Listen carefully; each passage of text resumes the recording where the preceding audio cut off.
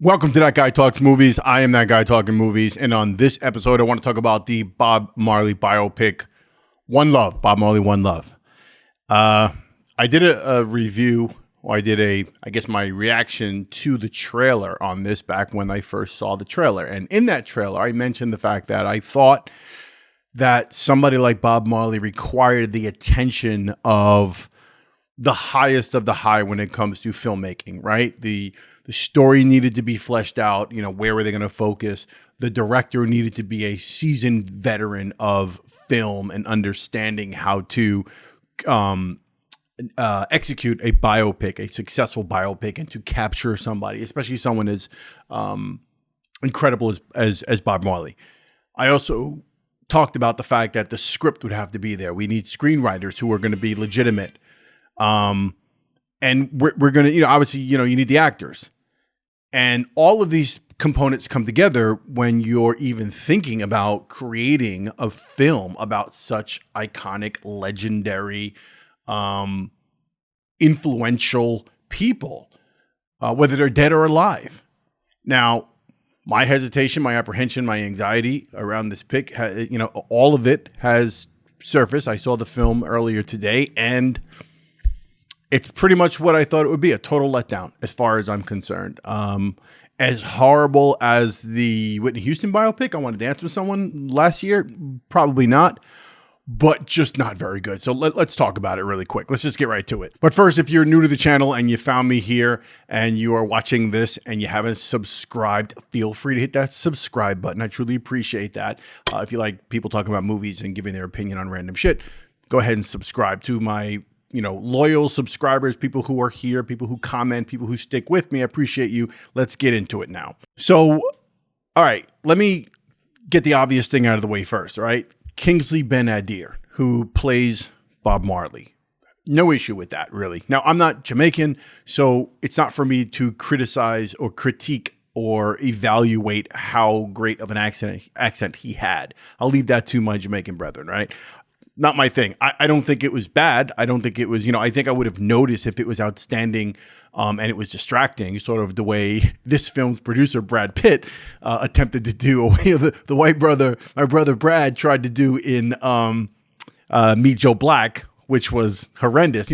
If he had done something that was just terrible, I would have noticed it, but that's not for me to talk about. I think as far as a performance goes and capturing what he needed to do as far as the likeness of Mr. Marley and, miming the singing, what he had to do in the few moments where he actually had to use his voice, I think was fine. I think Lashonda Lynch is a beauty that I can just stare at on screen always, no matter what she's doing. I just think she's just chocolatey goodness and an amazing actress. And I don't have an issue with her either. I think the issue really falls to the script, right? So I don't think she had enough to do. I don't think there was enough material there with their relationship, right? So let's get into what that really comes down to, right? That would be the story and the script. What do they focus on? They only focused on 2 years of his life here, right? So I believe it was 76 to 78. And, the Smile Jamaica concert, a little bit of the Exodus album, legendary album, incredible album. And there's you see some highlights, some lowlights. You get a sense of Bob's life. There's flashback to tell some of his childhood and some of his dreams and some of his memories and some of his, family stuff. But other than that, it's a totally flat picture. Now, here's the thing. It's easy to do a biopic about a musician, a singer, or a group when the music, especially when the music is so iconic, right? We saw that with Bohemian Rhapsody, with Queen, and then the final concert, that Live Aid concert, right? It's hard. It's easy to do those scenes, to film those scenes where they're in the studio, and they're recording an album, and this is going to be a legendary album, or you're watching them come up with that one song, or you're seeing the artist, have that creative inspiration and something takes place, and then you see the concert footage and all the people there, and you hear the music. Those scenes are easy to do. You can do that with anybody. You could do a Vanilla Ice fucking biopic and put that fucking song on and show him doing, concerts. Do an MC Hammer fucking biopic and show those concert scenes with Hammer dancing, and you'd feel nostalgia and you'd feel the music, and it would feel good in the movie theater, especially if it's in Dolby Atmos surround fucking sound with 100 speakers around you. That's the easy part. The harder part is capturing the nuance of your subject matter, the person that the picture is about. And I said this during the trailer for this film, when I saw it. And I said it, same thing for when I talk about the Michael Jackson picture that's going to be coming up, which I'm getting to the point where I think that's going to suck too. We'll talk about that later. But I said this. I said, when you have such an iconic, Michael Jackson, Bob Marley, for God's sakes, this is not somebody who you just get a random director. Now, Reinaldo Marcus Green, who did King Richard and some other stuff, I'm sorry, this guy was nowhere near, should have been in the line to be directing a film about Bob Marley. I will say it again, as I said before. You start at the top, the creme de la creme. That's where you start when you're talking about doing a film about Bob Marley. I'm sorry, man. Story and script were flat here. You did not get enough essence about the man himself, right? You didn't get enough about Rastafari, like his life, his religion, his beliefs, his sensitivity, his love, his passion, the relationship between him and Rita. You did not really get that. You got flashing moments of it on screen. They kind of just put it all together in between, pasted in between the music performances and the numbers that you're going to kind of like relate to.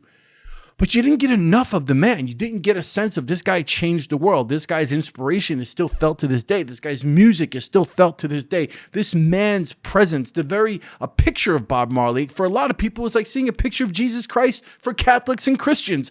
I'm sorry. He has that impact when you see him on film, you see his videos.